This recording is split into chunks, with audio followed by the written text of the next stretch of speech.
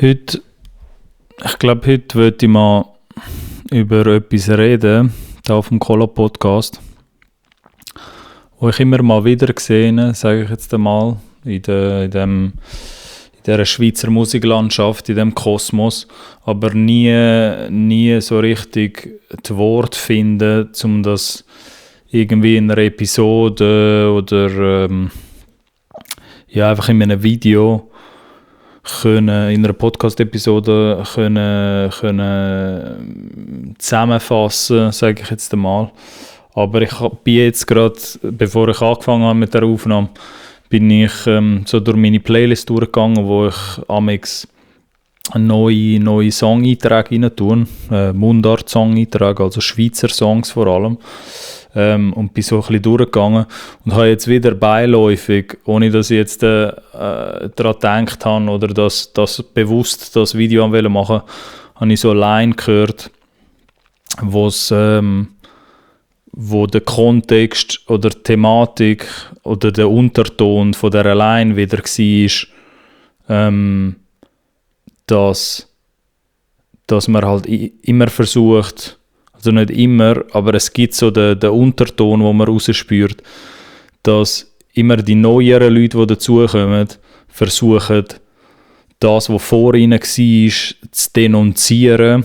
Und mit denunzieren meine ich halt abreden oder schwächen ist vielleicht das richtige Wort für mich dann amix, weil es geht jetzt nicht einmal, es war jetzt ein Track aus dem Hip-Hop-Bereich, aber es geht nicht einmal um das Genre-Ding, dass jetzt im Hip-Hop, dass man versucht, besser zu sein als der andere und das Competition-Ding natürlich dort auch mit reinspielt, so das verstehe ich alles.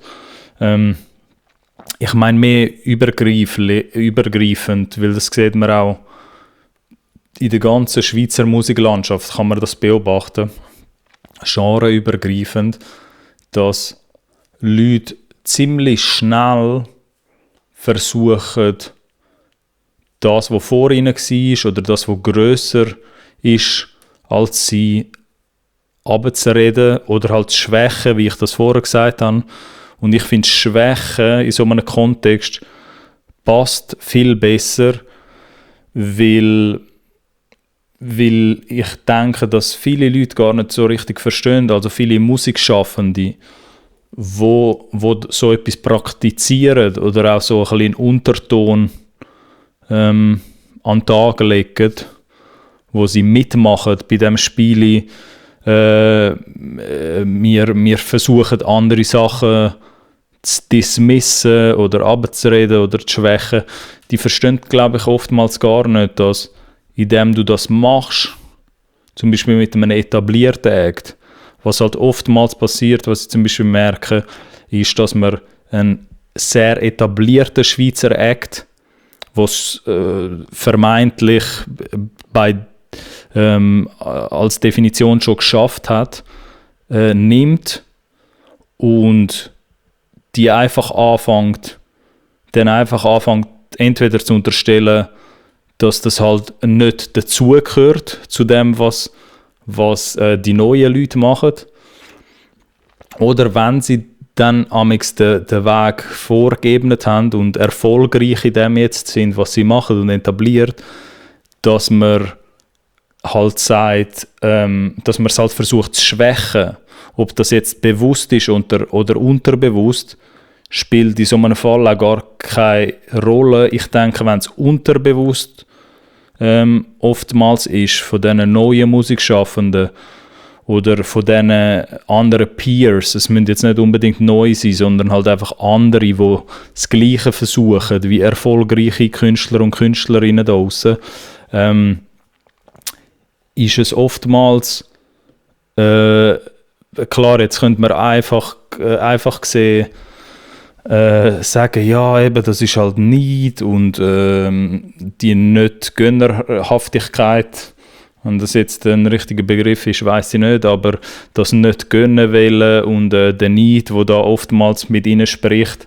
Aber mir geht es gar nicht mal um all das, weil das ist alles auch recht cheesy oftmals, wenn man irgendwie von dem Standpunkt immer ausgeht, weil das wäre ein bisschen zu einfach für mich persönlich, wenn man jetzt einfach immer sagt, ja, das sind also Leute, die nieder sind und Hater und Haters gonna hate und so in so einem Fall.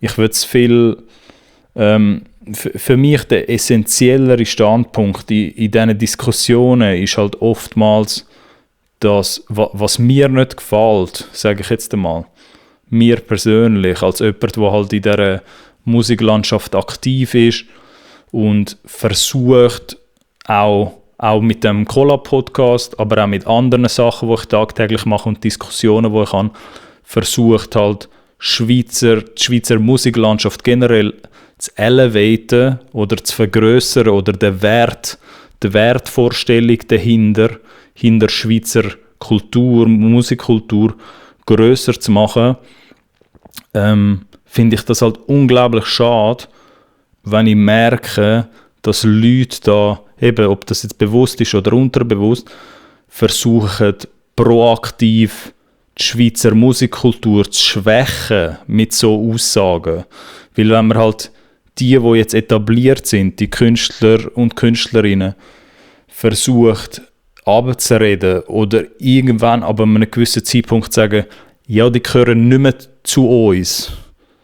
Weil indem man eben sagt, da muss man jetzt auch kein psychologisches Genie sein, was eben die Botschaft gegen aussen nachher ist, wo man auch den Konsumenten durchgibt, ist, indem man das halt abredet oder denunziert, halt eben schwächen tut, signalisiert man natürlich auch, nein, ich bin nicht so wie die. Und die gehören auch nicht zu dem Ding, was wir da versuchen aufzubauen. Musiktechnisch jetzt, musikkulturtechnisch. Und ich glaube, man realisiert dann oft gar nicht, oder ich versuche dann zu verstehen in so einem Moment, wieso versuchst du deine Leute, Peers, wie man im Englischen sagt, also deine Mitgesellen, deine Gleichgesinnten eigentlich, das sind Leute, die den gleichen Kampf haben wie du, und der Kampf tönt halt immer so ein bisschen krass, so.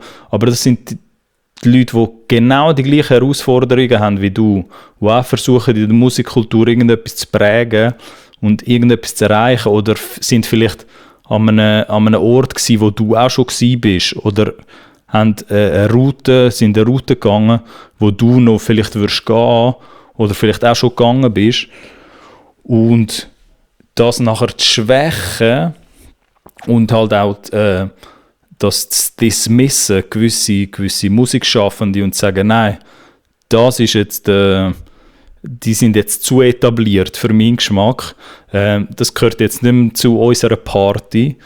Und das passiert in der Schweiz mit grossen Schweizer Künstlern, grossen Schweizer Musikschaffenden, wo ich so denke, und ich merke es jetzt selber, ich werde jetzt nervös, wenn ich meine Stimme höre da über die Headphones, indem ich das versuche auszusprechen, weil es ist jetzt nicht eine krasse Aussage, aber ich werde nervös, weil es mich selber nervös macht, oder so ich ein bisschen Gänsehaut bekomme bei dem, weil ich nicht verstehe, wie man etablierte Schweizer Künstler, also wie Schweizer Künstler andere, oftmals sehr etablierte Künstler versucht zu dismissen und halt dann nicht erkennen, dass sie halt ihre eigene Schweizer Musikkultur mit dem schwächen.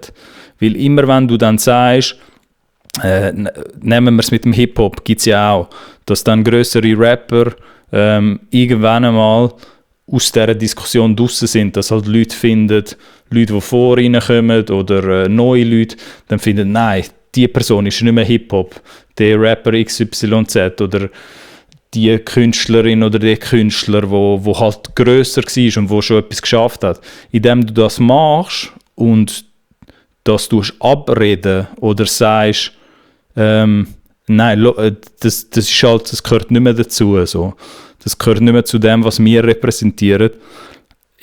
Und das kommt vom Repräsentieren. Das ist in diesem Begriff auch rein von der Statistik, Leute, die sich mit Statistik auskennen und ein bisschen aufgepasst haben in der Schule bei Statistik. Ich habe das alles nachträglich ein bisschen gelernt. Ich habe bei Statistik nie aufgepasst früher in der Schule oder habe das auch nicht gross gehabt. Aber es kommt aus dem Begriff jetzt repräsentiert. Was repräsentiert uns und was repräsentiert uns nicht, indem man eben das abreden tut oder sagt, nein, das gehört nicht dazu, hast du jetzt nur erreicht, also die Leute, die halt das praktizieren, die ein bisschen da thematisieren, hast du eigentlich nur erreicht, dass das statistisch der Künstler oder die Künstlerin, die halt schon etabliert ist, dass die nicht mehr in der Statistik auftauchen und dass er nicht mehr repräsentativ ist. Weil wenn du jetzt den grossen Künstler XYZ oder die grosse Künstlerin plötzlich wegnimmst, weil du das absprechen willst, weil da irgendeine neue Wave kommt, ein neues Movement, wo findet, nein, das ist nicht mehr das, was wir irgendwie vertreten, musiktechnisch, und du das absprichst, zeigst du einer ganzen Community und einer ganzen Konsumentenschaft, einer neuen, wo beide von euch würde hören, weil die Realität ist meistens, die Konsumenten machen die Unterscheidung nicht, das sind irgendwie die Künstler untereinander, die Unterscheidung machen, die finden, nein, die gehören zu unserer Gang und die gehören nicht zu dem, was wir machen. Indem du das aber absprichst, was oftmals passiert ist, dass sich Konsumenten an so etwas daran gewöhnen, an so Botschaften, und dann finden, ja scheiß auf die Person. Die Person, wo halt legitim, erfolgreich etwas erreicht hat in dieser Schweizer Musikkultur, und indem nachher genug viele Leute an das glauben oder das vorsagen, was dann Musikschaffende so ein bisschen propagieren, weil das ist halt ein bisschen Propaganda, wo von den Musikschaffenden selber kommt, finde ich jetzt, oder das merke ich zumindest, dass das von den Musikern und Musikerinnen selber kommt, dass du dich gegenseitig eigentlich willst, das Messer in den Rücken reinhauen, oder du willst Leute irgendwie schwächen. Eben, ich kann das immer wieder einfach nur mit dem Begriff Schwäche in Verbindung bringen. Realisiert man halt irgendwie, glaube ich, nicht in diesem ganzen Prozess, dass man die Person wie so aus dieser Statistik nachher irgendwann einmal nimmt, weil genug viele Leute haben sich jetzt einfach daran gewöhnt, dass sie finden, okay, ja, mal, du hast recht, die Person gehört nicht mehr zu dem, was Schweizer Musikkultur soll sein, I guess. So, das passiert mit den Paaren so, und genug viele Leute aus der Industrie oder auch vielleicht Konsumenten, die das Genre verfolgen. Und eben, das geht nicht nur jetzt um Hip-Hop, sondern da geht es genreübergreifend, das spezifische Genre meine ich, die das verfolgen, die gewöhnen sich nachher an das, und dann haben sich irgendwie genug viele Leute daran gewöhnt, dass man das jetzt irgendwie absprechen tut. Und man hat eigentlich nichts anderes erreicht in so einem Moment, denke ich, dass man die Person aus der Statistik nimmt. Jetzt ist die Statistik, sieht die funny aus, weil sie ist nicht mehr repräsentativ. Jetzt fehlt vielleicht ein mega grosser Brocken in dieser Statistik, weil das passiert, ich sehe, wie das jetzt halt etablierteren Künstler passiert, oder man versucht es zumindest. Es ist jetzt niemand tatsächlich aus einer Statistik rausgenommen worden, oder die etablierten Künstler, die schwitzen ja weniger, so. Die haben eigentlich keinen Grund zum Angst zu haben, dass sie jemand versucht rauszunehmen aus dem Game, weil in der Realität passiert es ja eh nicht. Aber es hat die Tendenz, sage ich jetzt einmal, dass bei grösseren Künstlern, dass man halt versucht, etwas abzusprechen, und die Leute aber, wo die etablierten Künstler versuchen abzusprechen, merken halt vielleicht dann nicht, oder viele von denen merken nicht, dass indem die Person, also der Musikschaffende, in dieser Statistik fehlt, ist die Statistik nicht mehr repräsentativ, Und es ist wie so eine grosse Lücke, die jetzt dort drinnen ist, wo erstens mal nicht gefüllt wird von anderen, was dann passiert. Also es wird nicht rechtzeitig nachgeliefert oder gefüllt. Weil es wäre jetzt eine, wenn du sagst, okay, jemand gehört nicht mehr dazu, get this guy or girl out of here. So. Aber dann müsstest du auch nachliefern und die Lücken können füllen. Und ich sage mal, wenn das jetzt die grösseren Künstler beobachtest, wo Leute dann plötzlich anfangen zu sagen, also andere Musikschaffende, ich will das schon spezifisch sagen, ich finde, andere Künstler versuchen nachher, sich gegenseitig abzusprechen, weil es sind nicht Konsumenten, wo die Diskussion anfangen, finde ich. Konsumenten übernehmen vielleicht gewisse Botschaften, aber es ist die Künstler, die das untereinander oder gegeneinander teilweise machen. Gewisse, die einfach nicht verstehen, dass es ein Miteinander soll sein, anstatt das Gegeneinander. Aber easy. Das ist jetzt auch noch eine Episode für irgendwann anders. Aber wenn man das halt macht, fehlt die Person oder der Musikschaffende vielleicht dann in der Statistik und dann hat man die Schweizer Musikkultur in dem Sinn hat man dann nur geschwächt. Im Endeffekt hat man nur versucht, der ganzen Schweizer Musikkultur beizustellen oder jemanden dazu bringen. Also wenn jetzt die Schweizer Musikkultur in die Inkarnation oder eine Personifizierung wäre, so eine Person, wenn es ein Mensch wäre, so man sich so vorstellen, dass man den Mensch versucht, das Bein zu brechen und erreicht halt nur, dass die Person oder die Musikkultur noch mehr auf die Krücken muss laufen. Weil es ist so ein Widerspruch, weil ich ja auch ganz viele Schweizer Künstler gesehen, die finden, es muss mehr für die Schweizer Musikkultur gemacht werden. Was auch immer wir jetzt definieren unter Schweizer Musikkultur. So. Ich definiere unter Schweizer Musikkultur vor allem inländische Tracks, sprich Mundart-Tracks, französische Tracks, italienische Tracks, alles, was halt mit der Landessprache zu tun hat. So. Aber da gibt es halt auch ein bisschen verschiedene Definitionen. Aber die grosse Ironie bei dem Ganzen, und vielleicht macht es ein bisschen jetzt mehr Sinn oder kann sich der Kreis schliessen, weil ich bin da so ein bisschen aus dem Geist am Erzählen. So, ich habe mir jetzt nichts vorbereitet, bevor ich auf Filme gedruckt habe. Die Ironie ist, dass ich gleichzeitig recht viele Leute, wenn sie dann zum Beispiel merken, dass es so Leute gibt wie mich, die da zum Beispiel so einen Podcast machen und irgendwie mega gezielt Schweizer Musikkultur irgendwie pushen. Also jetzt bei mir jetzt mehr durch die Business-Seite, indem ich so Informationen versuche zu diskutieren oder zu verbreiten. Es gibt ja ganz viele andere, die auch versuchen, irgendwie Schweizer Musik weiterzubringen oder vorzubringen.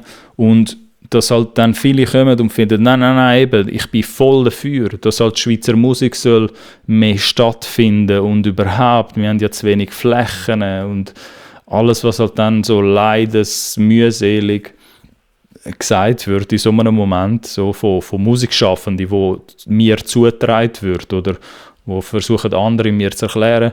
Und dann finde ich so, ja, alles schön und gut, aber du musst das auch mit deinen Aktionen und mit dem, was man auch tatsächlich macht, muss man das irgendwie auch zeigen. Weil ich spüre jetzt daraus, dass sich vielleicht die neue Generation von so 18- bis 22-jährigen Musikschaffenden, viele von denen, was ich auch schön finde und was ich finde, kann man auch applaudieren, was auch positiv ist, die scheinen sich jetzt unterbewusst, viele von denen bringen mir amix gegenüber die gleichen Sätze, was so ein bisschen das Muster erkennen lässt. So, wenn ich mit denen irgendwie am Diskutieren bin oder finde, hey, wie bist du überhaupt dazu gekommen, Musik zu machen? Auch in privaten Konversationen merke ich, dass viele von denen langsam so einen gemeinsamen Nenner finden oder ein kollektives Bewusstsein, wenn man jetzt will das ein bisschen genauer definieren, wenn man jetzt sagt, man hat so die gleichen Gedanken, obwohl man sich untereinander gar nicht kennt und gar nie miteinander geredet haben. So ein kollektives Verständnis, dass man jetzt vorankommen und jetzt weniger einfach vorwärts soll machen, oder? Mit dieser Schweizer Musikkultur. Und dass es viele von denen jetzt schon mit einem völlig anderen Mindset dort reingehen und finden, nein, was bringt es da, so uns gegenseitig jetzt kaputt zu machen, weil wir schaden da nur der grösseren Sache insgesamt auch. Eben, wir versuchen die Schweizer Musikkultur versuchen wir irgendwie ein Bein einzuschlagen oder oder einen Stolperstein anzulegen. So ein Bein einzuschlagen ist jetzt ein bisschen extrem. Aber so einen Stolperstein anzutun, dass die Schweizer Musikkultur die ganze Zeit wieder umkehrt. Und die Jüngeren, bei denen sehe ich das jetzt weniger, weil die mehr so einen Gemeinschaftsfaktor dahinter sehen. Aber es könnte auch sein, dass die eben das jetzt nicht mehr so machen. Nicht alle, aber dass man vielleicht mehr an einem gemeinsamen Nenner arbeiten will, weil man eben vielleicht genau merkt, dass all die Jahre jetzt, wo man immer jemand Neues ist ins Game gekommen, und die neue Person hat nachher immer versucht, alles abzumachen, was vor ihnen gekommen ist, dass wir vielleicht jetzt auch gemerkt haben, oder die Jungen, hey, das funktioniert nicht mehr so. Wir handicappen uns selber nur damit. Wir tun uns nur alle selber damit schwächen. Oder zumindest erkläre ich mir das dann amix, wieso dann die Jüngeren viel schneller und viel früher schon zusammen connected sind. Jetzt auch immer mehr überregional oder dass man von Kanton zu Kanton so ein bisschen Überschneidungen sieht, was super ist. Und dass man eben dann findet, nein, anstatt dass wir ins Game hineinkommen und uns selber versuchen, Stein wegzulegen und uns wie so ein bisschen selber versuchen, fertig zu machen, oder die schon grösser sind, versuchen fertig zu machen, versuchen wir das lieber diesen Leuten zu applaudieren und halt auch wollen, dass die gewinnen, weil halt vielleicht mehr mit dem Verständnis geschaffen wird, wenn die gewinnen, gewinne ich auch mehr. Also umso mehr jemand gewinnt. Ich habe halt das irgendwann einmal realisiert. So, ich weiss jetzt nicht, wie viel Sinn das macht, aber für mich passt das so ein bisschen in den Kontext von dem, was ich da jetzt versuche, ein bisschen zu erklären oder zu manifestieren, dass ich irgendwann halt realisiert habe, egal ob das bei internationaler Musik siehst oder auch bei Schweizer Musik, aber bleiben wir jetzt beim Thema mit Schweizer Musikkultur, dass ich irgendwann verstanden habe, wenn Künstler XYZ gewinnt, oder jetzt Mundartkünstler, der eine Mundartkünstler oder Künstlerin, wenn die jetzt mehr gewinnt, erhöht sich auch automatisch meine Chancen, also aus Perspektive Musikschaffende, erhöht sich meine Chancen oder erhöht sich meine Wahrscheinlichkeiten zum Gewinnen. Und nicht der andere Mindset, wenn die andere Person gewinnt, dann ist weniger für mich da oder tut sich das gegenseitig ausschliessen. Weil auch wenn man jetzt das mit dem Streaming ein bisschen vergleicht, das Streaming-Regal ist unendlich gross. Man kann nicht mal gross davon reden, dass gut, wir können jetzt ein bisschen vergleichen, dass die Anzahl Tracks in einer Playlist von so einem Streaming-Anbieter, die ist ja beschränkt, meistens vielleicht auf 50 Tracks oder auf 70 Tracks. Und man könnte jetzt sagen, okay, die 70 Tracks ist halt eine limitierte Anzahl an Tracks, die dort reinkommen oder platziert werden in so einer Playlist. Und das könnte man ein bisschen vergleichen wie damals mit einem CD-Regal bei einem Fachhändler, wo hast du physisch vorbeigehen. Aber insgesamt ist das Streaming-Ding für alle besser. Alle wachsen mehr dadurch und ich sage, insgesamt ist das für alle besser, weil es einfach mehr Platz hat für alle. Und ich sage wegen dem nicht, dass man keine Competition mehr soll haben oder dass man nicht soll ansprechen soll. Wenn halt etwas wack ist es wack, egal in welchem Genre, musiktechnisch. Und dann sollte man auch das mit besserer Musik können korrigieren sozusagen. Und so sollte es sich regulieren, meiner Meinung nach, dass man mit besserer Musik kontert und dass man nicht versucht zu sagen, ja, die Person an der Spitze oder die es jetzt geschafft haben, die sind halt automatisch wack. Irgendwie der komische Gedanke, wo ich halt ab und zu sehe in dieser Schweizer Musikkultur, dass nachher, sobald man es geschafft hat, dass man halt nicht applaudiert oder klar gibt es nachher auch Stimmen, die sagen, das ist super. Aber irgendwie, ich spreche das ja nicht aus dem Nichts an. So, ich bekomme halt so Signale auch mit über von Musikschaffenden, und das soll euch vielleicht etwas sagen, vielleicht auch nicht, keine Ahnung. So, mir sagt das zumindest etwas. Es gibt gewisse Leute, die ziemlich schnell, also ich lerne die kennen, ihr müsst euch vorstellen, ich kenne ja nicht alle, mit denen ich interagiere, also die wenigsten, die allerwenigsten kenne ich privat oder habe ich schon mal kennengelernt. So, ich bin nicht gross irgendwie szenemässig unterwegs, wollte ich auch nicht, ist auch nie, auch wo ich bei einem Major geschafft habe, ist das nie meine Intention gewesen. Ich bin ein Mensch, der eigentlich sehr für mich ist und wo das auch so bleiben wird. Und ich finde halt einfach die Storys spannend von diesen Musikschaffenden oftmals und würde wegen denen mit ihnen reden und irgendwie versuchen zu helfen oder herauszufinden, was so die Herausforderung ist bei diesen neuen Schweizer Künstler und Künstlerinnen. Aber dass ich halt immer noch merke, dass ich tue jetzt mal eben die junge Generation oder viele von diesen Jüngeren auf die Seite, die das eben wie so meiner Meinung nach schon ein bisschen verstanden haben, dass man jetzt muss irgendwie alle zusammen rennen und sich gegenseitig unterstützen so, oder mehr in die Richtung soll gehen. Aber dass es auch trotzdem recht viel noch gibt, wo ziemlich schnell, nachdem sie mich kennengelernt haben, und vielleicht mit kennenlernen meine ich jetzt einfach so ein bisschen erste Connections über DMs zum Beispiel aufgebaut worden sind, oder vielleicht spreche ich die Person an und finde so, hey, das und das könntest du noch verbessern, oder dort so fängt es dann meistens an. Da können jetzt viele Leute, unabhängig, die jetzt den Podcast verfolgen, können dann wie so einen gemeinsamen Nenner finden und merken jetzt vielleicht, lustig, der Alex hat mich auch so angesprochen. Meistens fängt es dann so an, dass ich irgendwie finde, hey, du könntest die Tracks noch auf deinen YouTube-Channel tun, weil das immer vergessen wird oder oftmals vergessen wird. Und dann lernt man sich ein bisschen kennen oder tut ein bisschen exchangen, sage ich jetzt einmal, oder ein bisschen connecten.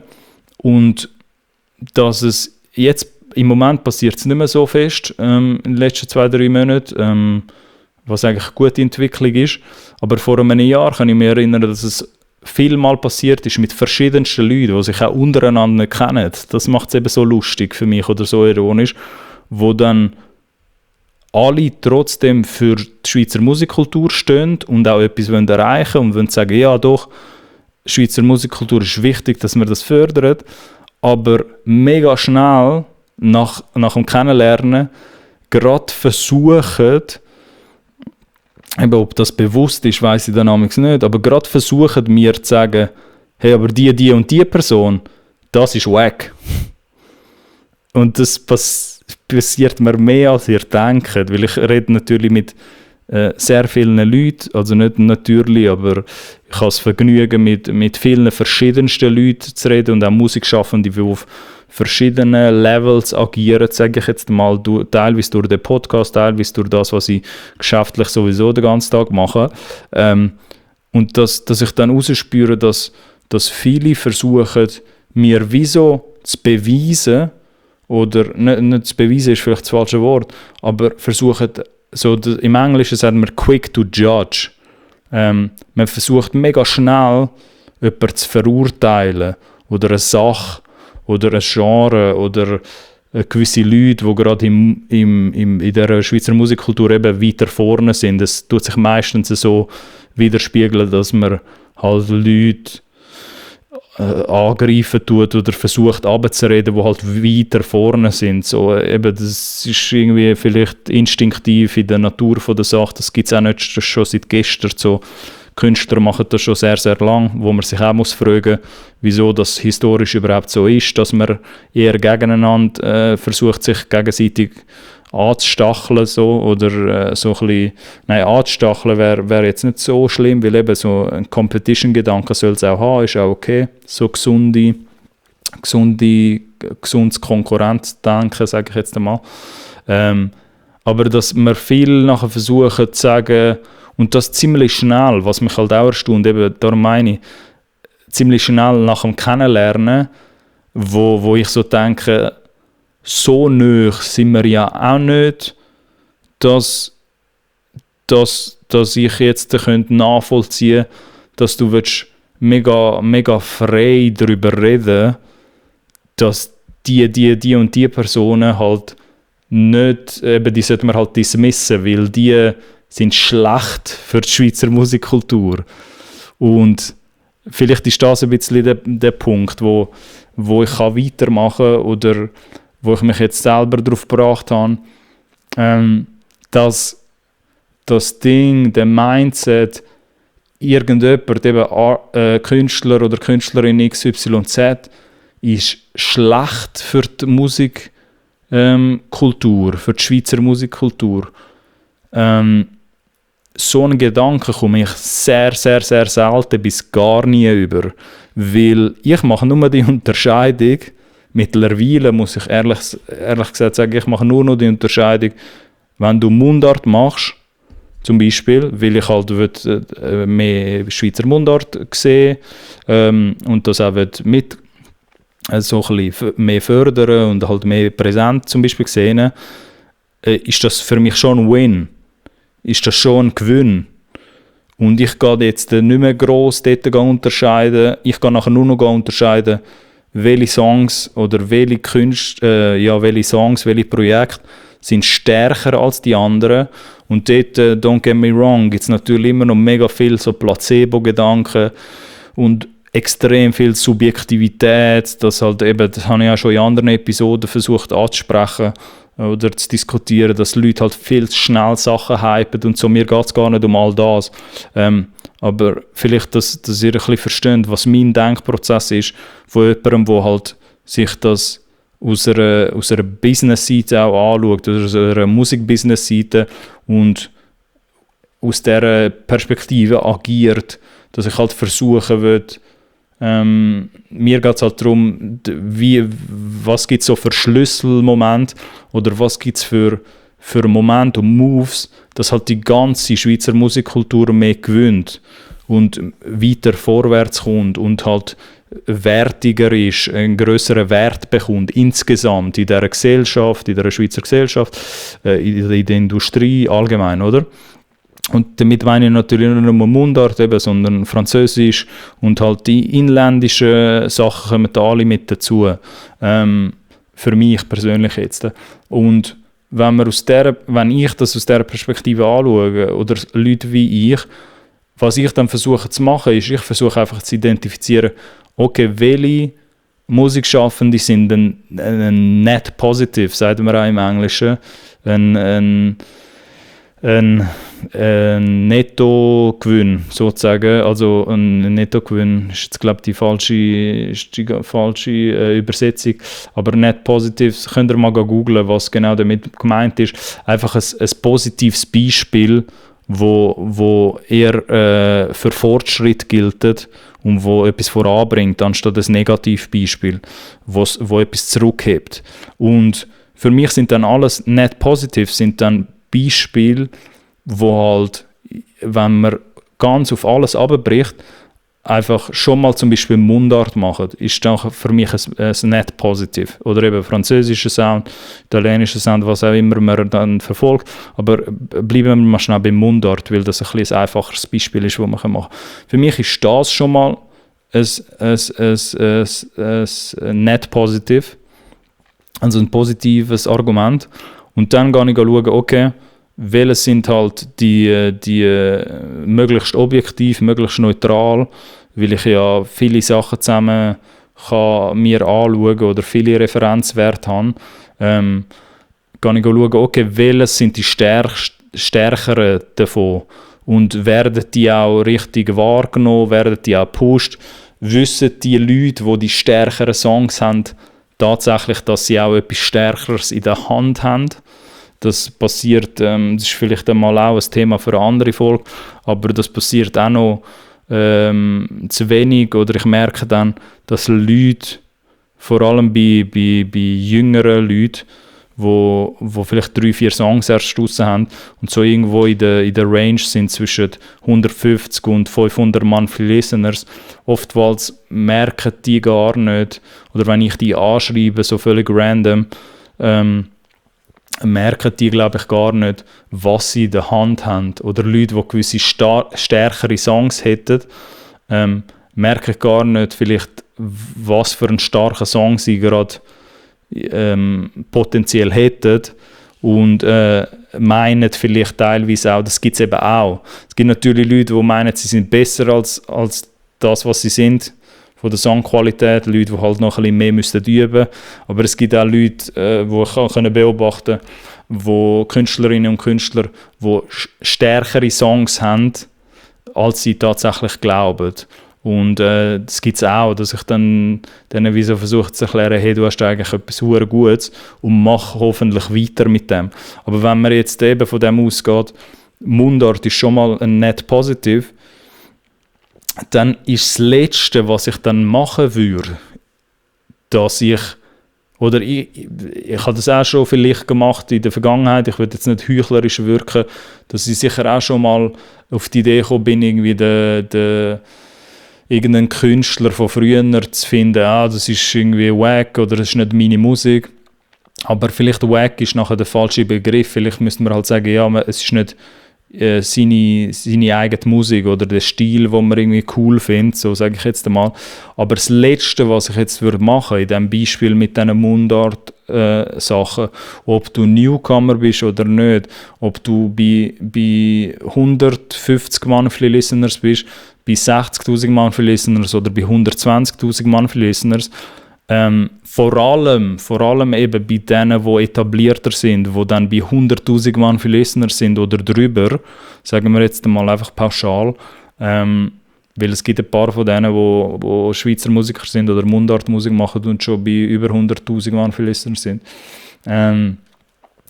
Das Letzte, was ich würde machen, oder was ich tendenziell versuche, so wenig wie möglich bis gar nicht mehr zu machen oder das wie so ein bisschen rausgelöscht habe aus meinem Mindset, dass ich dann versuchen würde, etwas abzusprechen.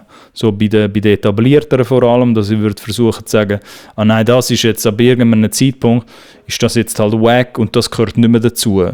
Weil, ich weiss, ich kann das wieso nicht irgendwie vielleicht anders beschreiben, aber für mich ist das nachher ein Akt von, man versucht einfach die ganze Schweizer Musikkultur zu schwächen, indem man das sagt. Weil indem man jetzt den Künstler das Recht absprechen, dass der Künstler XYZ, der schon eine ganze Karriere vielleicht hat mit 7-8 Alben, und ich rede da jetzt nicht über irgendjemand spezifisch, wo ihr irgendwie herauslesen oder durch Ziele sollte irgendwie erfahren, wer das ist. So. Ich nehme jetzt einfach ein imaginäres Beispiel, jemand, der irgendwie bei 120'000 Monthly Listeners ist, der schon eine gestandene Grösse ist in der Schweizer Musikkultur, und indem man halt jetzt zum Beispiel sagen würde, die Band oder der Künstler oder die Künstlerin gehört halt nicht mehr zu dem, was wir repräsentieren, und finden wir wack jetzt. Und man hat es geschafft, dass kollektiv gesehen die Leute sich alle an das gewöhnen, hat man halt jetzt einfach geschafft, dass jemand nicht mehr in der Statistik auftaucht, weil dann ist es cool, bei dem Musikschaffenden zu sagen, okay, dich nehmen wir nicht mehr in der Diskussion, dich erwähnen wir auch gar nie mehr. Also das ist ein bisschen die Gefahr, sage ich, dass es jetzt effektiv schon passiert ist. Am Ende vom Tag müssen dann immer noch die Musikkonsumenten da mitspielen und wirklich jemanden nicht mehr hören. So, das passiert dann in den allerwenigsten Fällen. Aber es hat so ein bisschen die Gefahr, sage ich mal, wenn man dieser Diskussion mega viel Glauben schenkt, zu diesen Diskussionen von wegen, ja, die gehören jetzt dazu zu der Party und die gehören nicht dazu. Die etablierteren Künstler, die sind jetzt einfach gestrichen, so. Und mit gestrichen meine ich dann, dass man irgendwie findet, eben, dass man das einfach versucht abzureden oder den Erfolg abzusprechen, der da etabliert worden ist. Was man dann macht in dem, ist, man tut halt die ganze Musikkultur schwächen und das führt nur zu einer Verlangsamung von dieser Entwicklung.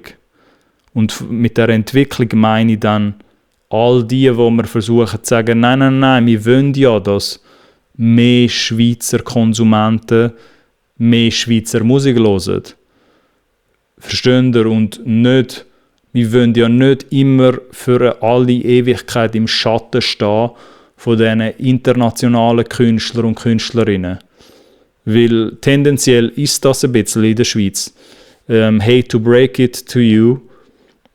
Aber wenn ihr das nicht gemerkt habt, viele Schweizer Künstler, und das macht es ein bisschen schade leider, stehen im Schatten von internationalen Künstlern. Weil die Schweiz ist halt immer schon ein bisschen ein Import-Musikland gewesen.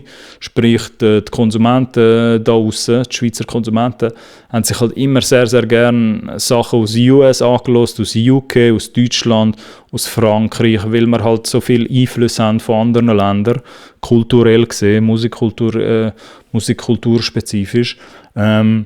Und das wissen die ja, das ist ja kein Geheimnis, das wissen die Schweizer Künstler auch oder Newcomer, oder neue Leute, aber auch etablierte Leute, dass du dann, das kann passieren, dass du halt im Schatten stehst von internationalen Künstlern. Und ich würde gerne eine Schweizer Musikkultur sehen, die sich irgendwann einmal davon lösen kann, von dem Gedanken, vielleicht gibt es das, also ich habe das Gefühl, es gibt in Zukunft ein Szenario, wo das kann sein, dass es so wie in Deutschland ist oder in Frankreich, dass man halt sagt, nein, wir rennen das Game, egal jetzt in welchem Genre, aber dass halt Schweizer Künstler, inländische Künstler sagen, nein, wir sind die, wo da den Zeitgeist vorgeben in unserem eigenen Land, in unserem Musikmarkt und nicht internationale Künstler. Und indem man aber versucht oder indem es immer noch so Aussagen gibt, wo eben vielen, glaube ich, einfach Spass machen oder immer noch ein bisschen zu viel Spass. So interpretiere ich das, indem halt mir auch mega schnell in so einer DM jemand versucht zu sagen, ja eben, die und die Personen sind wack. So. Spüre ich vielleicht wieso, es macht es gewissen Leuten viel zu viel Spass noch, Sachen abzureden. Und wo ich so denke, die versuchen die gleiche Mission durchzusetzen wie du oftmals. Also für die Leute, die halt jetzt bei dem Game amix mitspielen, irgendwelche Artikel sich lesen oder Diskussionen haben, irgendwo Studiodiskussionen mit anderen und halt dann mitspielen bei dem, dass sie sagen, nein, das und das ist übrigens nicht so, das und das ist übrigens kein geiler Künstler. Oder die haben mir jetzt ein bisschen, für meinen Geschmack ein bisschen zu viel Erfolg. Und ich versuche das jetzt aufgrund von gewissen internen Komplexen oder so, versuche das alles abzureden, indem ich sage, die haben beschissen, die haben irgendwie das gemacht, die haben versucht, dort etwas zu machen, was nicht ganz fair ist oder so. Man versucht halt immer, man hat halt 1000 Ausreden nachher in so einem Fall. Und ich sage jetzt nicht, dass das aufhören soll, weil eben gesunde Competition, man soll man soll das hinterfragen können, man soll alles hinterfragen können, was in der Schweizer Musikkultur passiert. Und wenn man nicht einverstanden ist mit einem Sound zum Beispiel und man ist dann Jungspund oder kommt neu rein in das Spiel als Künstler oder Künstlerin, ist es auch völlig fair, dass man sagt, hey, schau, das ist alles wack dort, ich versuche es geiler zu machen. Da ist ein Resultat oder eine Gegenantwort, die geiler ist. So. Aber das reicht dann in den meisten Fällen schon, dass sich das so organisch regulieren kann, dass man halt sagt, ich kontere mit einer geileren Antwort. Was die Schweiz, was ich versuche vielleicht ein bisschen zu vermitteln, ist, dass die Schweiz oftmals noch versucht zu machen, beide Schritte versucht zu machen. Man versucht, die geilere Antwort zu liefern, aber das reicht vielen nicht, sondern man versucht dann noch, Leute zu schwächen und abzureden und irgendwie beizustellen anderen. Oder dann eben zu sagen, das ist so die grösste Ironie für mich, wenn dann Leute, die ganz neu ins Game kommen, und klar, eben, das passiert halt im Hip-Hop mehr, aber es gibt es halt auch in anderen Genres, wenn jetzt gewisse Leute ein Interview würden geben und nachher, es reicht schon, wenn dann der Journey würde fragen, der Journalist, ja, was haltest du von deinen anderen Musikschaffenden, die anderen Leute, die das Gleiche versuchen wie du. Und es reicht dann schon, dass Leute irgendwie finden, nein, finde ich alles Ding, finde ich alles wack, was die anderen machen. So. Dass die Worte dann auch eine Gewichtung haben können, oder dass das auch könnte dazu führen, dass du jetzt halt deine eigene Soße oder deine eigene Position, Soße ist jetzt ein bisschen zu Hip-Hop-mäßig, aber sagen wir, dass du auch deine eigene Position damit geschwächt hast, indem du das sagst, merken dann, glaube ich, viele gar nicht. So, weil im Idealfall wird man nochmal, klar, man muss jetzt nicht so Kumbaya-mäßig alle miteinander und alle zusammen an der Hand heben. Es soll auch Competition geben, so sage ich jetzt einmal, aber man soll auch, man versucht ja trotzdem einfach die ganze Schweizer Musikkultur weiterzubringen und einfach den Grundgedanken muss man ein bisschen verstehen, dass wenn jemand anders gönnt in deinem Arbeitsfeld oder in deinem Umfeld, kann das auch grössere Chancen erschaffen für dich. So, und ich freue mich ja, wie zeigt sich zum Beispiel das bei mir. Ich weiß ja sehr genau, einfach als kleine Anekdote, ich bin ja auch nicht doof, ich weiß sehr genau, dass ich da auf dem Collab-Podcast sehr viele Informationen versuche, in meinen besten Vorsätzen, sage ich jetzt mal, versuche halt so gut es geht, Informationen zu verteilen oder Diskussionen auszulösen, wo ich weiss, okay, das könnte der Schweizer Musiklandschaft noch ein bisschen helfen oder ein bisschen mehr vorwärts bringen. Und indem ich das mache, weiss ich auch, dass vielleicht auch dass es Leute da draussen gibt, nicht nur Musiker und Musikerinnen, sondern auch Leute, die Business interessiert wären. Gibt es vielleicht auch so Leute, die Zuschauer, die da zuschauen, und freut mich natürlich, dass es auch gewisse Leute da vielleicht teilweise schauen, die Business interessiert sind, die das vielleicht irgendwann mal werden schauen und sich überlegen, das, was er sagt, oder das, was da gesagt wird, es muss nicht nur von mir kommen, aber das, was da gesagt wird auf dem Collab-Podcast, finde ich cool, oder das und das gefällt mir, das und das gefällt mir nicht. Lass mich mal versuchen, auf dem aufzubauen und etwas Grösseres zu erschaffen, etwas zu erschaffen, das irgendwie noch mehr Sinn macht als jetzt das so. Und so etwas würde ich ja auch sehen. So. Ich wäre ja nicht der, oder hoffentlich bin ich nachher nicht der in dieser Position, hoffentlich erkenne ich das, und sage dann nicht, nein, ich will das gar nicht zulassen, weil ich bin ja generell für Fortschritt.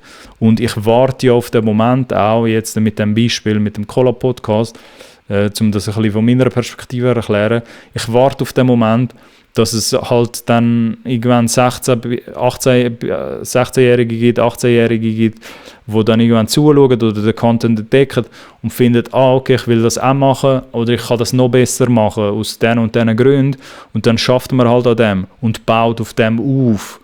Und ich glaube, was ich damit sagen will, ist einfach, dass ich in der Schweiz immer noch oft die Faszination sehe bei Leuten oder den Spass, gewissen Leuten, nicht allen, eben, es gibt dann eine neue Generation, denen tue ich applaudieren, dass sie vielleicht ein bisschen mehr verstanden haben, dass sie im Kollektiv weiterkommen als alleine, alle füreinander alleine.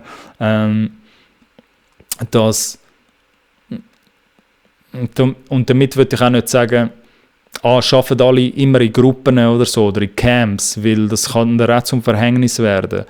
Aber das Kollektiv, das Kollektivding oder der Mindset, meine ich damit, dass man aus der Ferne kann verstehen als Musikschaffende,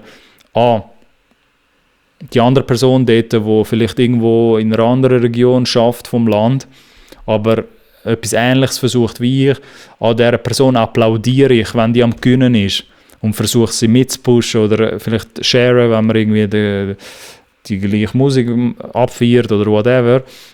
Aber dass man nicht bei der ersten Gelegenheit, die man hat, findet, nein, das, was die dort machen, das ist halt, das bringt nichts. So. Und das meine ich ein bisschen, dass die neue Generation das ein bisschen mehr Intus hat.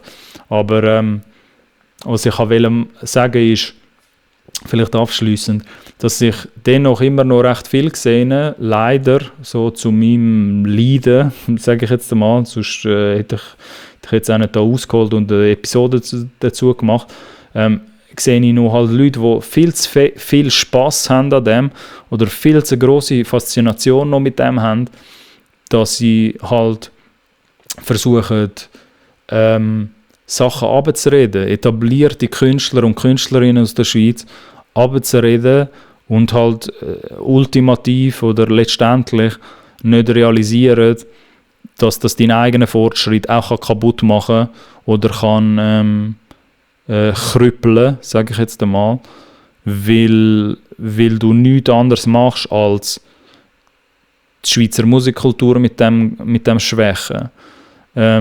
Ich finde, und vielleicht früher, wo ich jetzt jünger war, habe ich das auch noch nicht so gecheckt, oder wo ich im 2012 angefangen habe, aktiv in der Musikindustrie mitzumachen, dort hättest du mich jetzt auch noch mehr verwünscht, dass ich dir sage, der und der finde ich wack und der, was auch immer, der finde ich, das ist gar nicht irgendwie Musik oder was man da macht. Und klar habe ich auch starke Meinungen zu gewissen Musikschaffenden oder zu Leuten, die ich finde, die machen einen guten Job, Leute, die noch nicht so einen guten Job machen, das gibt's halt alles. Aber dass man nicht zwingend versucht oder so einen Spass entwickelt an dem, halt die grössten Künstler von dem Land versuchen abzureden, weil wenn das zu viel machst, tendiert es dort an oder laufen wir halt Gefahr. Und ich sage jetzt bewusst, laufen wir alle Gefahr, weil ich stecke dort auch mit drin, sonst würde ich nicht den Podcast da machen, den Cola-Podcast, und versuche das irgendwie mitzugestalten, laufen wir halt Gefahr, dass du grosse Künstler und Künstlerinnen, halt eben irgendwelche Legacy-Acts, wir nennen es im Englischen die legendären Acts oder die halt, die schon etwas erreicht haben, dass man die irgendwie absprechen tut und dass das so ein Teufelskreis ist, dass man dann immer die es geschafft haben, blöd gesagt jetzt, oder die sich schon etabliert haben in der Schweizer Musikkultur, dass man die versucht abzusprechen, wenn sie dann an der Spitze sind, und dass man halt nie richtig weiterkommt, weil die dann oben sind, die versucht man abzusprechen, die versucht man zu dismissen, die versucht man zu schwächen, und dann fehlen die aus der Statistik, weil Leute Angst bekommen, die Leute zu nennen. Das ist alles schon passiert, auch das habe ich alles schon mitbeobachten. Jetzt nicht, dass Leute ganz rausgehen, das passiert halt nie ganz, wie ich schon erwähnt habe, aber dass nachher Leute Angst haben,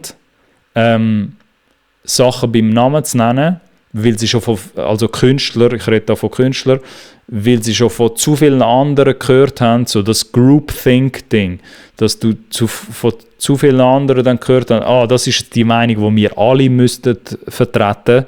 Und das ist mega gefährlich, weil das kann passieren, dass nachher gewisse Musikschaffende völlig rausgesiebelt werden aus dieser Erfolgsstatistik. Mir geht's nur um ein Ding, mir geht es nicht um Musik, Diskussionen, was ist jetzt eine geile Musik, was ist nicht geile Musik, sondern wenn Leute explizit versuchen, Musikschaffende oder Leute aus der Industrie versuchen, erfolgreiche Künstler und Künstlerinnen ihren Erfolg abzusprechen oder sie versuchen aus dieser gesamthaften Erfolgsstatistik, die es gibt, mit halt Verkäufen, Charts und Streams und alles, dass man versucht, das abzusprechen, indem man sagt, nein, die gehören nicht dazu. Und was man halt damit nachher erreicht, ist, dass die nicht mehr in dieser Statistik irgendwie sind, weil Leute die nicht mehr diskutieren oder finden, okay, das ist es cool. Die können wir jetzt alle zusammen gemeinschaftlich dismissen und schwächt damit halt nur die Musikkultur. Ich kann es nur noch mal wiederholen. Ich finde in diesem Kontext den Begriff Schwäche halt gut, oder was mir zumindest einfällt, weil ich will nicht, dass ein Künstler XYZ fehlt in diesen Diskussionen, wer die Schweiz mitgeprägt hat oder wer zu den Besten gehört oder wer halt im Sinn nicht musikalisch teilweise zu den Besten gehört, aber wer erfolgstechnisch zu den Besten gehört, würde ich nicht, dass ein Künstler fehlt wo irgendwann einmal 150'000 monthly Listeners erreicht hat auf diesen Streaming-Plattformen. Und ich sage das bewusst mit einem Beispiel mit Monthly Listeners, dass auch die Zuschauer das da ein bisschen verstehen, was ich meine. Leute, die halt wirklich etwas erreicht haben, hier in der Schweiz, 100'000 Monthly Listeners oder aufwärts. Ich will nicht, dass einer von denen fehlt plötzlich in diesen Diskussionen, weil man irgendwie alle zusammen bestimmt hat, okay, es ist jetzt cool, die jetzt dismissen und Leute halten sich nachher einfach dran und durch den Druck von den anderen hat man dann Angst, irgendwie zu sagen, nein, das ist nicht cool, dass man jetzt versucht hat, die Leute rauszukicken aus diesen Diskussionen. Und ich will dann nicht, dass einer von denen fehlt. Schon gar nicht aus dem Standpunkt, dass die irgendwie 5, 6, 7, 8, 9 Jahre gebraucht haben, vielleicht um sich das aufzubauen und das nachher schrecklich ist oder richtig bad, wenn man irgendwie auf den Gedanken kommt, jemandem versucht, etwas abzusprechen an einem Musiker oder einer Musikerin, der 8, 9 Jahre lang versucht hat zu hustlen, nur zum irgendwann einmal wirklich erfolgreich sein oder etwas wirklich ein Gewicht sein in dieser Schweizer Musikkultur, nur dass man am Schluss das wieder absprechen kann und das in der Statistik fehlt. Und wenn man sich nachher eben schwarz auf weiß muss anschauen, okay, wie sieht die Schweizer Musikkultur heute aus, dann kommen wir wieder auf das leidige Thema, ja, der Schweizer Musik geht es irgendwie nicht so gut. Eben es ist immer noch im Schatten von internationaler Musik. Versteht ihr vielleicht ein bisschen, auf was ich raus will? Oder was so Fragen, die ich mir dann an mich stelle, wie Leute auf das kommen, weil indem man halt dann Leute wegkickt, die 150'000 Mann für Listeners gemacht haben, die schon etwas erreicht haben, 6, 7 Alben gemacht haben, schon Hits gehabt haben, also wirklich grosse kommerzielle Hits, die etwas schon erreicht haben. Und es ist jetzt nicht eine Diskussion, alle sollen versuchen, kommerzielle Songs zu machen oder so, oder Commerz versus Underground oder was auch immer. Jeder soll die Musik machen, wo er oder sie Lust dazu hat. So. Es ist keine musikalische Diskussion, wie gesagt, wo ich da jetzt führen will, wer geilere Musik hat als der andere. Mir geht es darum, ich habe ein Problem damit oder habe sehr, sehr viel Mühe damit oder werde nervös, wenn ich merke, dass gestandene, etablierte Künstler und Künstlerinnen, Schweizer Künstler, dass Leute versuchen, die abzureden oder abzusprechen, wie sagt man, halt, versuchen, andere Leute insofern zu beeinflussen und sie dazu zu bringen, ob das jetzt Konsumenten sind oder andere Musikschaffende, andere Gleichgesinnte, ihnen, sie versucht dazu beeinflussen oder sie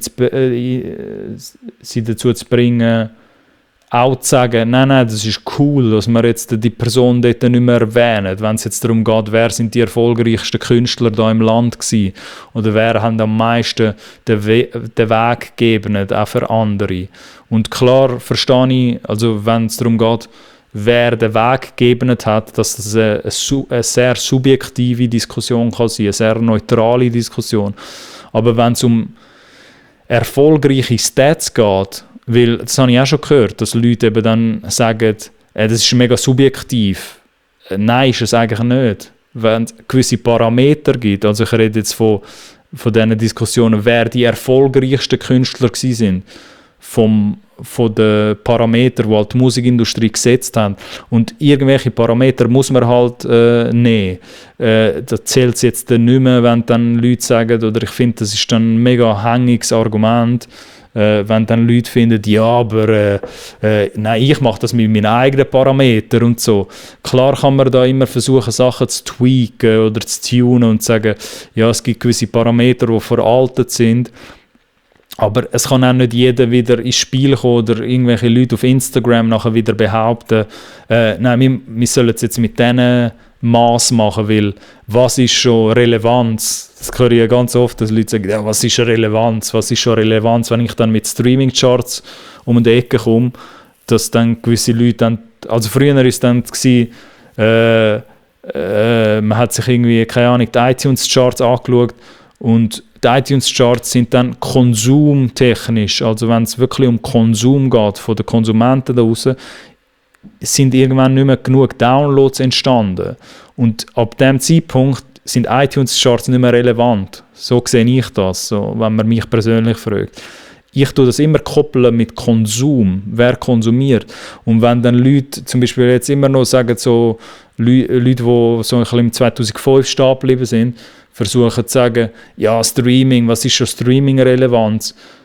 Man haltet sich an das, oder ganz viele aus der Musikindustrie halten sich an das, jetzt mittlerweile, in diesem Jahr und auch für die Zukunft, weil dort der ganze Konsum stattfindet. Vielleicht haben das dann amigs die Leute nicht verstanden, als kleine Anekdote, dass Relevanz, also ich rede dann amigs bei Relevanz, klar, es gibt auch eine kulturelle Relevanz, wo man vielleicht mit anderen Parametern messen als jetzt Konsum.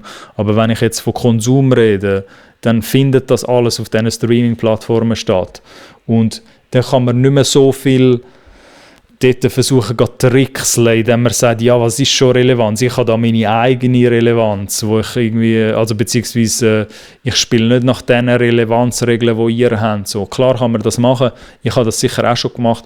Ich versuche auch über gewisse Parameter zu informieren auf dem Collab-Podcast, wo sich vielleicht die eine oder andere noch nicht so anschauen, dass ich zum Beispiel auch nicht finde, man soll sich nur Monthly Listeners anschauen, sondern auch die Follower-Anzahl auf jetzt Spotify oder Apple Music oder so, oder gewisse Sachen.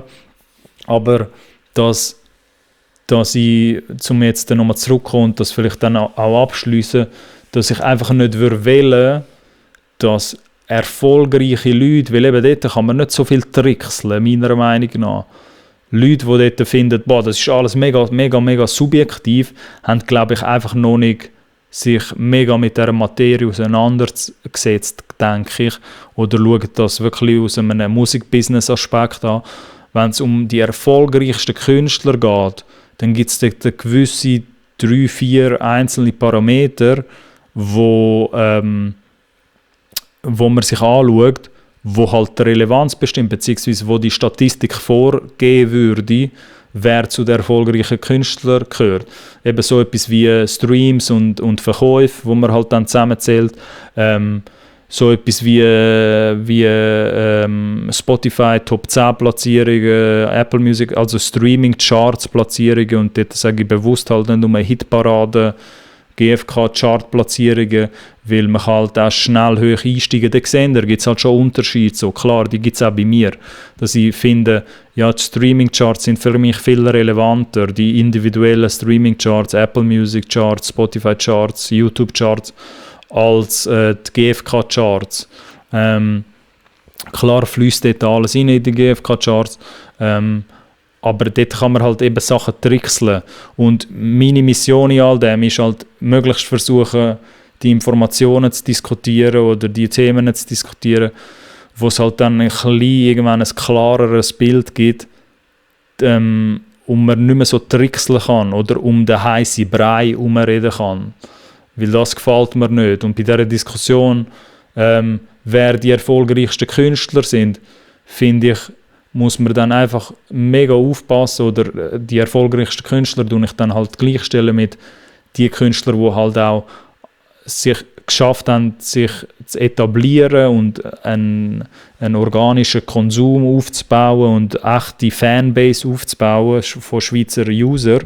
Dass man dort, finde ich, aufpassen muss, wenn es dann darum geht, irgendwann zu sagen, ja, die Person, die jetzt 15 Jahre eine Musikkarriere aufgebaut hat, die gehört jetzt einfach nicht mehr dazu, die Person.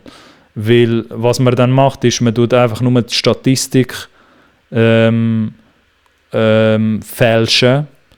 verfälschen eigentlich. Man tut's nicht, vielleicht tut man es eben auch nicht bewusst fälschen, aber man tut es verfälschen, indem man nachher vielleicht in gewissen Diskussionen sagt, nein, die Person ist jetzt cool, dass wir die Person abbrennen, beziehungsweise auf dieser Person kann jetzt umgetrampelt werden und die zählen wir da jetzt nicht mehr dazu, so, dass man dann einfach die ganze Musikkultur, die ganze Schweizer Musikkultur mit dem schwächt, weil das ist jetzt halt einfach eine Meinung mehr, das ist jetzt einfach meine persönliche Meinung, aber ich bin jetzt über dem Stand, also ich versuche jetzt amigs drüber zu stehen, über das, und versuche den Mindset zu vertreten, und ich denke, so fährt man besser langfristig. Das ist jetzt einfach eben meine Meinung, dass es viel nachhaltiger ist, wenn man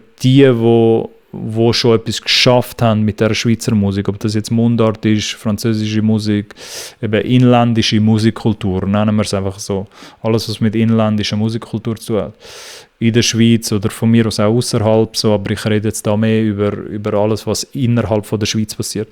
Dass Leute, die es schon geschafft haben oder den Weg gegeben haben oder die schon vor einem selber sind oder die schon ein bisschen mehr erreicht haben, konsumtechnisch, dass man die versucht, im Englischen sagt man dort auch championen.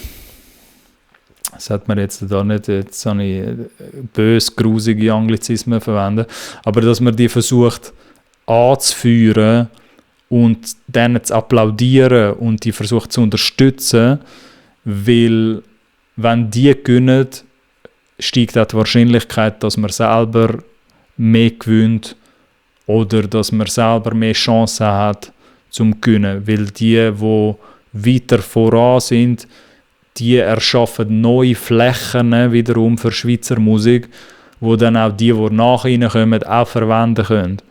Und ich sage mal, bei gewissen Künstlern und Künstlerinnen, die etablierter sind, versteht man das oder hat man sich geeinigt, okay, ja, die wird man gewinnen sehen, aber es passiert vielleicht noch ein bisschen zu oft, für meinen persönlichen Geschmack, dass es noch Künstlerinnen und Künstler gibt, wo man versucht rauszuziehen, wo man versucht rauszufiltern aus diesen Diskussionen und zu sagen, nein, das tun wir halt dismissen. Und das ist halt, für mich ist das der Super-GAU. Das sollte nicht passieren. Es sollte nie passieren, dass irgendein Künstler oder Künstlerin, der schon 8 Alben gemacht hat, oder eben, ich gehe halt jetzt von längeren Musikkarrieren aus, irgendwann, dass man halt findet, nein, die gehören nicht mehr zu dem, was Schweizer Musikkultur oder was mit unserem Movement zu tun hat, die gehören nicht mehr dazu. Das ist so der absolute Super-GAU, weil man so nur den Wert den Wert, wo die Schweizer Musikkultur hat, schwächen. So. Ich habe jetzt den Begriff Schwächen oftmals verwendet. Ich hoffe jetzt, die Episode hat irgendwo durch noch ein bisschen Sinn gemacht. Das ist auch ein bisschen ein kryptisches Thema, finde ich, wo jetzt auch nicht abschliessend ist. So. Aber es ist mir jetzt gerade, ich bin jetzt gerade ein bisschen inspiriert worden von dem einen Song, den ich jetzt gehört habe, wo die Thematik wieder ein bisschen aufgekommen ist und eben vielleicht mehr mit Unterstützung schaffen oder ich denke jetzt so als Schlusswort für mich selber auch als Reminder, mehr damit schaffen, dass mit der Mentalität, wenn halt jemand gönnt, kann das auch ein Win sein für andere, die ähnliche Sachen versuchen oder die auch in dieser Schweizer Musikkultur sind. Und das ist nicht etwas, was sich gegenseitig ausschliesst. Das ist immer der allerletzte Worst-Case-Gedanke, auf den man sollte kommen. Meiner Meinung nach, dass sich das dann gegenseitig ausschliesst. Weil ein Win für jemand anderes im Mundart ist vielleicht auch potenziell ein Win für dich in Zukunft. So würde ich das lieber gerne anschauen. Genau. Könnte aber auch ein Thema sein, das wir sicher irgendwann anders noch besprechen hier in dem Cola-Podcast. Für die sich die Folge, so ein bisschen die ungeskriptete Folge da gegeben haben, vielen Dank. Supportet weiterhin den Cola-Podcast. Teilt auch den Channel mit anderen Leuten, die vielleicht noch nie auf den Channel gestoßen sind. Finde ich cool, dass ihr euch die Themen gebt und auch ein bisschen etwas vom Musikbusiness, vom Schweizer Musikbusiness kennenlernen. Ich würde mal sagen, das war es für diese Folge und wir sehen uns beim nächsten Mal. Tschüss zusammen.